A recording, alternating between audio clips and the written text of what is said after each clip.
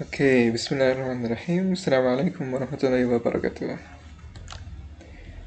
Oke, teman-teman semuanya, gimana kabarnya? Sekarang buat hari ini aku mau menjelaskan sedikit mengenai Bipolar Junction Transistor atau BJT singkatnya.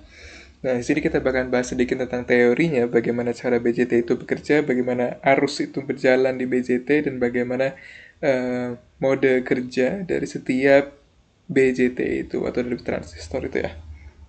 Oke, pertama-tama mengenai transistor. Transistor sendiri itu adalah suatu komponen elektronika yang kita gunakan untuk dua fungsi utama, yaitu fungsi untuk saklar dan juga fungsi untuk amplifying. Pertama, untuk saklar berarti transistor ini adalah suatu komponen yang menentukan kapan suatu arus itu jalan dan kapan suatu arus itu tidak jalan.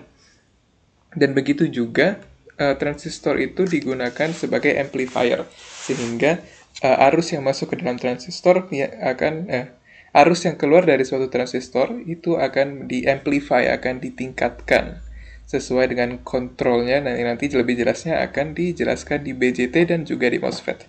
Nah, untuk transistor sendiri itu ada dua jenis, ada dua tipe, ada BJT atau Bipolar Junction Transistor, ada juga FET atau yang disebut juga Field Effect Transistor. Keduanya memiliki dua fungsi utama, yaitu saklar dan penguatan amplifier, ya seperti sebagaimana yang udah aku sebutin tadi ya. Nah, jadi dua fungsi utamanya sama untuk BJT dan FET, tapi metode atau cara mereka melakukan pensaklaran dan juga penguatan arus itu berbeda. Dan untuk pertemuan kali ini, itu aku bakalan bahas sedikit tentang BJT dulu ya, Bipolar Junction Transistor, bagaimana cara dia bekerja.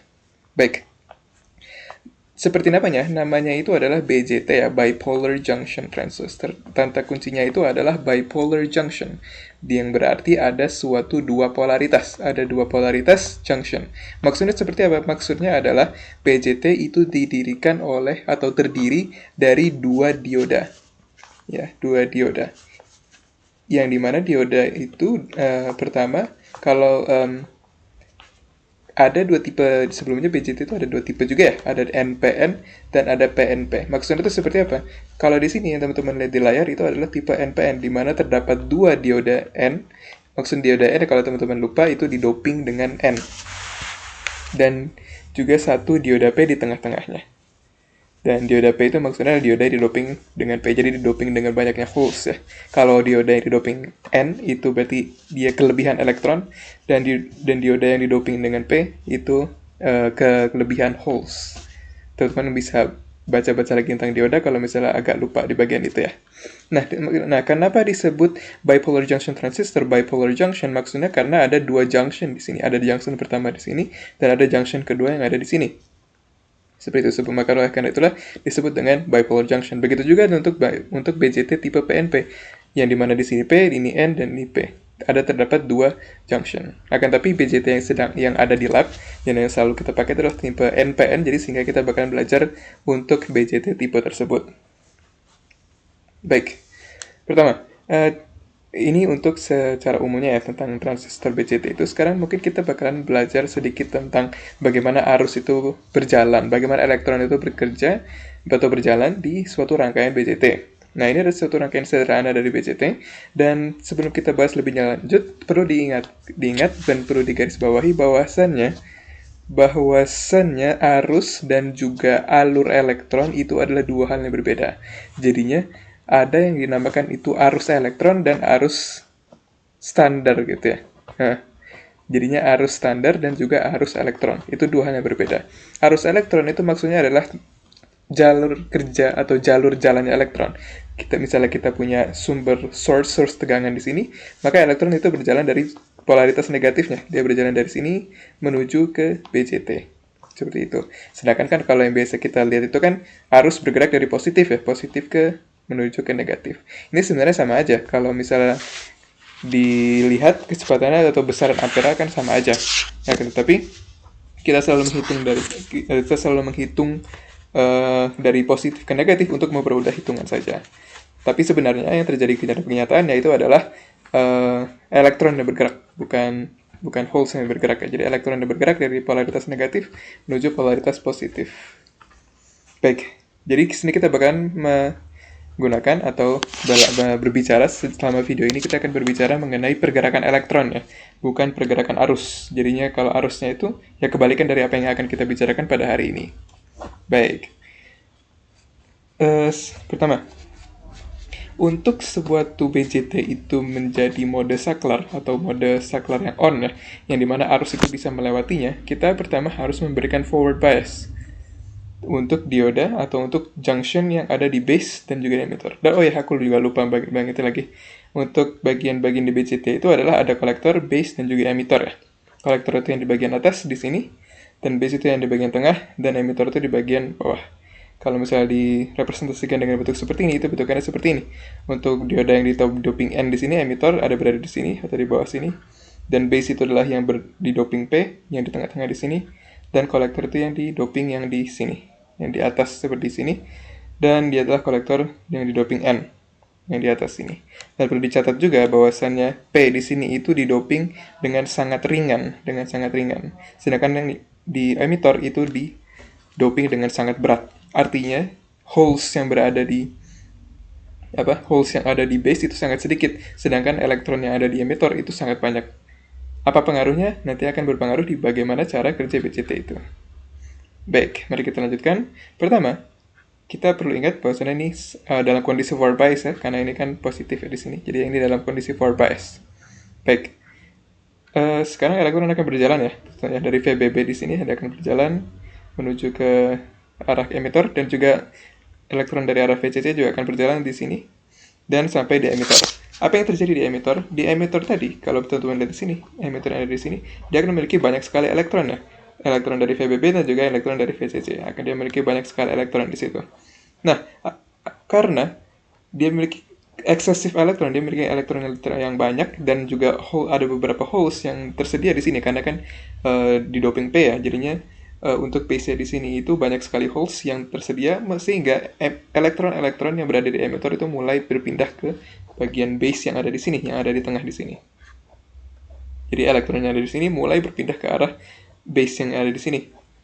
Dan akhirnya pun elektron yang sudah berhasil masuk atau bergabung dengan holes yang ada di base akan bergerak kembali menuju ke arah si VBB asalnya tadi itu. Ini untuk loop pertama. Jadinya dari VBB dia akan berputar seperti ini. Akan tetapi walaupun begitu, karena seperti yang aku bilang tadi bahwasannya untuk dioda tipe P yang ada di tengah di base ini itu didoping dengan sangat ringan, sehingga holes yang berada di sana itu tidak cukup untuk menampung semua elektron yang berada di emitter, karena yang dari emitter itu didoping dengan sangat besar. Nah, oleh karena itulah elektron-elektron yang sudah berpindah ke sini akan tetapi tidak mendapatkan holes yang cukup yang menempati di base ini, dia akan berlompat lagi ke arah kolektor. Kenapa berlompat ke arah kolektor? Karena di arah kolektor itu mendapatkan polaritas positif dari sumber tegangan. Jadi positif, dia mendapatkan arahnya ke sini dan ini positif ya. Dan sebagaimana kita tahu bahwasanya elektron itu atau polaritas negatif kan tertarik kepada polaritas yang positif jadinya. Dan tentunya oleh karena itulah elektron yang berada di tipe base yang ada di base yang tidak mendapatkan holes akan tertarik ke kolektor yang menuju ke polaritas positif yang ada di situ. Sehingga sebagian elektron yang diberikan atau dipancarkan dari emitter, sebagian akan menuju ke basis dan sebagian akan menuju ke kolektor di sini. Nah, dengan begitu kita mengatakan bahwasanya elektron tadi sudah berhasil melewati dari IE menuju ke IC. Dan kita katakan bahwasanya dioda atau BJT di sini sudah bekerja sebagai saklar. Saklar yang tertutup, yang bisa mengalirkan arus dari emitter ke arah kolektor. Seperti itu. Nah, itu secara kerja sedikit cara kerja mengenai BJT. Sekarang kita bakalan berbicara sedikit, kita bakalan ngobrol-ngobrol sedikit tentang mode kerja. Teman-teman bisa lihat di modul di sini ya. Nah, di sini ada banyak sekali region yang ada di BJT, ada cutoff region, ada saturation region, dan ada juga active region. Maksudnya itu kita bahas satu-satu ya. Cutoff region itu adalah suatu region yang dimana BJT itu tidak bekerja. Jadi BJT itu tidak menghantarkan arus. Kalaupun menghantarkan arusnya sangat kecil. Gitu. Jadi teman-teman bisa lihat di sini di cutoff region ini tuh mau berapapun ditambahin si tegangan di kolektor dan emitor, IC atau tegangan atau arus yang ada di kolektor itu tidak akan bertambah. Jadinya dengan IB yang 0, arus di basis yang 0, itu arus kolektor tidak akan bertambah. Oke, jadi cut off itu ya paling simpel, paling sederhana. Intinya arus basisnya 0, sehingga tidak menghantarkan arus di melewati BJT. Wah, kalau misalnya ngelewatin arus ya sangat kecil banget kan, dan itu kayak termasuk ke impurity gitu. Jadinya kayak nggak mungkin nggak ada arus yang lewat sama sekali. Jadi pasti ada sedikit kebocoran di situ. Tapi kecil sekali sehingga tidak dianggap. Baik. Nah, terus di sini kalau teman-teman lihat ada yang namanya saturation region. Saturation region ini adalah suatu region, suatu mode kerja di BJT yang dimana BJT itu sudah mulai bisa menghantarkan arus. Nilainya itu adalah dari 0 sampai ke tegangan ni, tegangan voltage dari tegangan ni voltage dari si diodanya. Kalau misalnya diodanya itu menggunakan silikon, maka di sini ada 0,7. Kalau menggunakan germanium, maka di sini adalah 0,3. Intinya adalah dari 0 sampai 0,7 atau 0 sampai 0,3 itu adalah suatu area di mana ketika BJT itu sudah bisa mulai membuka arus atau membuka jalan untuk arus gitu ya. Teman-teman bisa lihat di sini ya, dengan semakin kita menambahkan tegangan di VCE, tegangan di kolektor dan emitor, itu kita bisa melihat sedikit mulainya penaikan yang ada di arus kolektor di sini. Sampai di titik maksimumnya yang berada di tegangan knee voltage itu, 0,7. Maka kita katakan saturation region ini adalah suatu region yang dimana BJT itu sudah mulai bekerja sebagai saklar. Baik. Selanjutnya adalah active region. Nah, kalau teman-teman lihat di sini, misalnya yang ada di sini ya, yang di sini nih, teman-teman kalau lihat, ketika kita sudah mencapai 0,7 tegangan di volt, semakin kita menambah tegangan voltage kolektor dan emitor, semakin besar kita buat tegangan kolektor dan emitor itu, semakin ke kanan seperti ini, tidak akan ada perubahan yang ada di arus kolektor. Dia akan tetap stabil, begitu-begitu saja sampai akhir. Stabil, dan stabil terus sampai akhir. Tidak ada perubahan sampai akhir. Nah, sedangkan kalau yang udah aku bilang tadi itu, bahwasannya transistor itu bekerja juga sebagai amplifier yang bisa mengamplify, yang bisa mengkalikan, memperbesar suatu arus. Dan arus yang ingin kita berbesar itu adalah arus IC ini. Tapi kenapa ketika kita menambahkan tegangan di kolektor dan emitor, mau kita pasang 5, 10, 20, 30 volt, 100 volt, gak akan nambah-nambah ini karena arus kolektornya akan tetap stagnan di situ. Nah, oleh karena itulah bagaimana cara kita bisa membuatnya itu bekerja sebagai amplifier. Nah, inilah tugas dari si arus basis ini. Kalau teman-teman lihat di sini, ketika arus basis bernilai 0, misalnya kita ambil suatu titik ya. Kita ambil suatu titik, misalnya di sini 5 volt gitu ya. Nah, 5 volt ketika di sini, ini adalah ketika arus basisnya 0. Oke, itu adalah kondisi pertama. Sekarang masih di 5 volt, masih di sini. Tapi kita ubah, sekarang basisnya itu adalah IB1 lebih besar daripada 0. Maksudnya gimana? Misalnya di sini IB-nya kita ubah jadi 1 volt gitu ya. 1 volt, maaf, 1 ampere. Jadi nggak mungkin sih 1 ampere. Pasti ini IB itu sangat kecil sekali teman-teman. Jadinya 1 mikroampere, 1 picoampere malah kadang-kadang biasanya. Jadi anggap aja di sini adalah IB ketika di sini itu IB ketika 0 ampere, dan di sini IB1 itu adalah ketika IB menjadi 10 picoampere gitu misalnya. Nah, masih di titik yang sama, di 5 volt di sini, ketika IB-nya bernilai 0, ketika kita mengubah IB-nya menjadi 10 picoampere gitu misalnya, maka masih dengan masih di titik 5 volt di tegangan kolektor emitor, kita akan melompat ke atas ini. Ketika kita memberikan nilai IB sampai dengan 10 picoampere. Gimana kalau kita berikan IB 20 picoampere? Masih dengan tegangan 5 volt, dia akan melompat lagi ke atas ini. Kita tambahkan lagi IB-nya atau arus basisnya sekarang menjadi 30 picoampere. Masih dalam 5 volt, kita tidak mengubah apa-apa di tegangan kolektor emitornya, masih 5 volt dari tadi, tapi kita cuma mengubah IB-nya, arus basisnya menjadi sekarang 30 picoampere, maka dia akan menambah lagi ke tingkat atasnya, dan seterusnya dia akan naik terusnya seiring berkembangnya, seiring memperbesarnya arus di basis. Nah, di active region inilah, tadi itu semua itu disebut dengan active region. Di active region inilah BJT itu sekarang sudah bekerja sebagai amplifier, transistor amplifier, yang bisa mengamplify, yang bisa memperkuat, memperbesar arus di kolektor.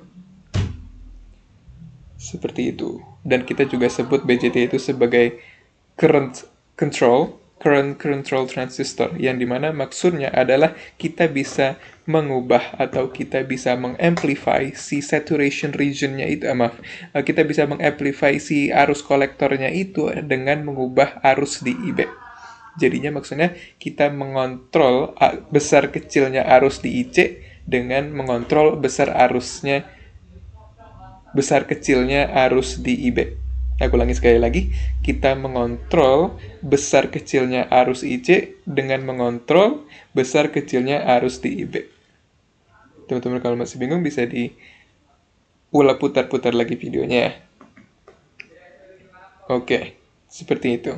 Nanti kalau teman-teman udah lanjut ke FET, ke FET, ke Field Effect Transistor, itu disebutnya dengan voltage control transistor. Karena nanti kita akan mengontrol penguatannya itu tidak lagi menggunakan arus, tapi kita menggunakan tegangan. Nah, itu teman-teman akan belajar di bab berikutnya. Nah, tapi untuk BCT ini, kita menggunakan current control. Jadinya, untuk bisa mengontrol arus yang keluar di kolektor, maka kita akan mengontrol arus yang diberikan di basis. Seperti itu. Baik, mungkin itu yang bisa aku sampaikan. Kurang lebihnya seperti itu teori untuk BJT, dan untuk prakteknya teman-teman bisa coba sendiri di Multisim ataupun di ini Alvisa langsung. Baik, mungkin itu saja. Atas perhatiannya aku ucapkan terima kasih banyak banget, dan selamat malam, selamat pagi, ataupun selamat kapanpun. Aku cukupkan. Assalamualaikum warahmatullahi wabarakatuh.